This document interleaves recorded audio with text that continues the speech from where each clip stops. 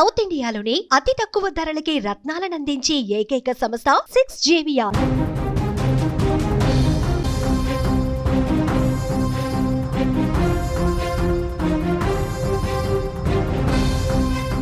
దేశ యువత సంక్షేమం, వారి భవిష్యత్తు కంటే నాకు ముఖ్యమైనది ఏదీ లేదు.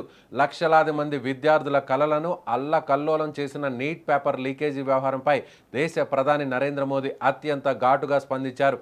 విద్యార్థుల భవిష్యత్తుతో ఆడుకున్న పేపర్ లీక్ మాఫియాను వదిలే ప్రసక్తే లేదని నిస్పష్టమైన ప్రకటన చేశారు.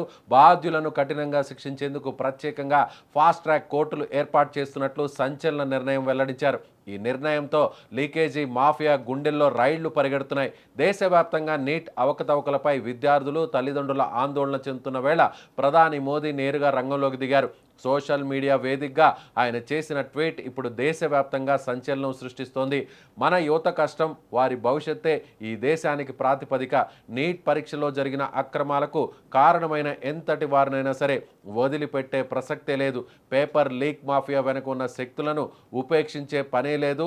అంతేకాదు, ఈ కేసు విచారణను వేగవంతం చేసి బాధ్యులకు తక్షణ శిక్ష పడేలా ఫాస్ట్ ట్రాక్ కోర్టులను ఏర్పాటు చేయాలని అధికారులను ఆదేశించారు. చట్టాన్ని మరింత కఠినతరం చేసి ఇలాంటి అక్రమాలకు పాల్పడాలంటేనే భయపడేలా చర్యలు తీసుకోవాలని స్పష్టం చేశారు. సాధారణంగా మన దేశంలో ఇలాంటి కేసుల విచారణ ఏళ్ల తరబడి సాగుతుందనే విమర్శలు ఉన్నాయి. కానీ ప్రధాని మోదీ ఫాస్ట్ ట్రాక్ కోర్టుల నిర్ణయంతో ఆట ముగిసింది.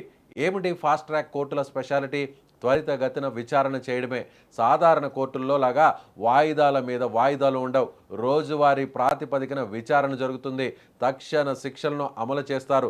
ఆధారాలను వేగంగా పరిశీలించి కొన్ని నెలల్లోనే నిందితులకు కఠినమైన జైలు శిక్షలు, భారీ జరిమానాలు విధించే అవకాశం ఉంటుంది.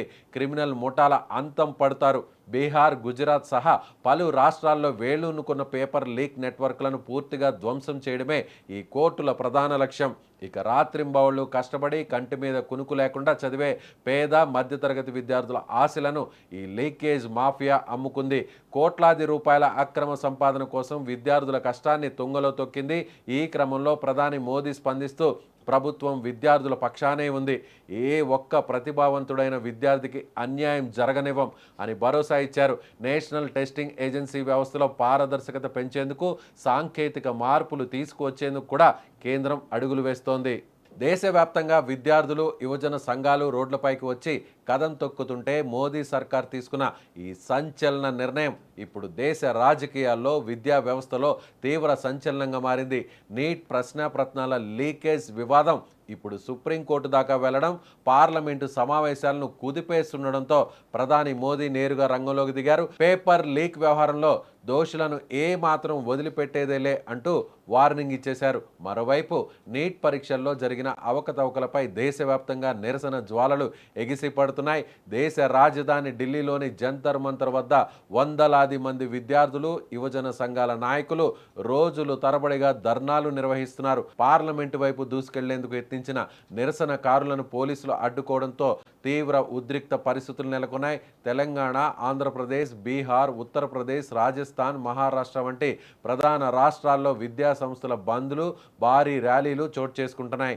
నీట్ పరీక్ష పేపర్ లీక్కు బాధ్యత వహిస్తూ కేంద్ర విద్యాశాఖ మంత్రి రాజీనామా చేయాలని విద్యార్థి సంఘాలు భీష్మించుకుని కూర్చున్నాయి. లక్షలాది మంది విద్యార్థులు రాత్రింబవళ్లు కష్టపడి చదివిన చదువుకు, వారి తల్లిదండ్రుల కష్టానికి అర్ధరాత్రి వేళ లీక్ అయ్యే పేపర్లు అన్యాయం చేస్తున్నాయని ఆగ్రహం వ్యక్తం చేస్తూ రోడ్లపైకి వస్తున్న నేపథ్యంలో దేశ ప్రధాని స్పందించడం కొంచెం ఊరటనిచ్చే అంశం.